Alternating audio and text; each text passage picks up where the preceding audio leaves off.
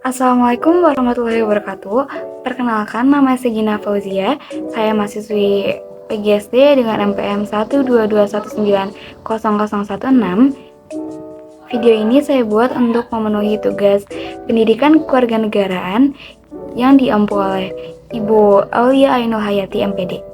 Di sini saya akan menjelaskan hasil analisis SWOT mengenai kasus pelecehan seksual pada anak di lingkungan keluarga. Langsung saja, di sini ada strength atau kekuatan. Yang pertama yaitu kepedulian terhadap pelecehan seksual pada anak. Hal ini dapat dilihat dari semakin banyaknya masyarakat yang berani speak up dan melaporkan kasus pelecehan pada anak. Yang kedua, semakin banyaknya lembaga-lembaga yang peduli terhadap perlindungan anak. Lembaga-lembaga tersebut memberikan layanan seperti layanan konseling, layanan pendamping hukum, dan rehabilitasi. Yang ketiga, pemerintah telah mengeluarkan berbagai kebijakan untuk melindungi anak dari kekerasan seksual atau pelecehan seksual.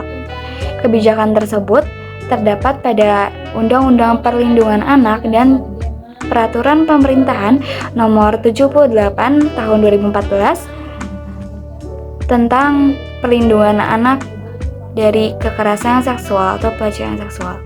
Nah, selanjutnya ada weakness atau kelemahan. Kelemahan yang pertama yaitu masih banyaknya masyarakat yang kurang pemahaman terhadap kekerasan seksual pada anak. Yang kedua, masih tingginya kasus pelecehan seksual pada anak. Berdasarkan data dari Komisi Perlindungan Anak pada tahun 2022 mencapai 4.908 kasus. Yang ketiga, kesulitan dalam mengungkapkan dan menindak pelaku pelecehan seksual pada anak.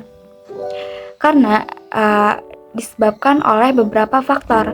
Yang pertama itu kurangnya bukti, kedua kurangnya dukungan dari masyarakat. Selanjutnya ada opportunity atau peluang. Jadi peluang yang timbul yang pertama yaitu peningkatan kesadaran masyarakat terhadap pentingnya melindungi anak dari kekerasan atau pelecehan. Nah, peningkatan kesadaran masyarakat dapat dilakukan melalui sosialisasi, kampanye, dan pendidikan. Yang kedua, pelayanan akses masyarakat terhadap informasi dan layanan terkait perlindungan anak. Nah, peningkatan akses masyarakat terhadap informasi dan layanan bisa dengan cara layanan konseling gratis, membuat hotline, dan menyebarkan informasi melalui media sosial. Yang ketiga yaitu peningkatan kapasitas aparat penegak hukum dalam menangani kekerasan atau pelecehan seksual pada anak. Peningkatan kapasitas aparat penegak hukum dapat dilakukan dengan pelatihan dan seminar. Nah, selanjutnya ada treatment atau perlakuan. Yang pertama yaitu meningkatkan edukasi dan sosialisasi kepada masyarakat terkait pelecehan atau kekerasan seksual pada anak.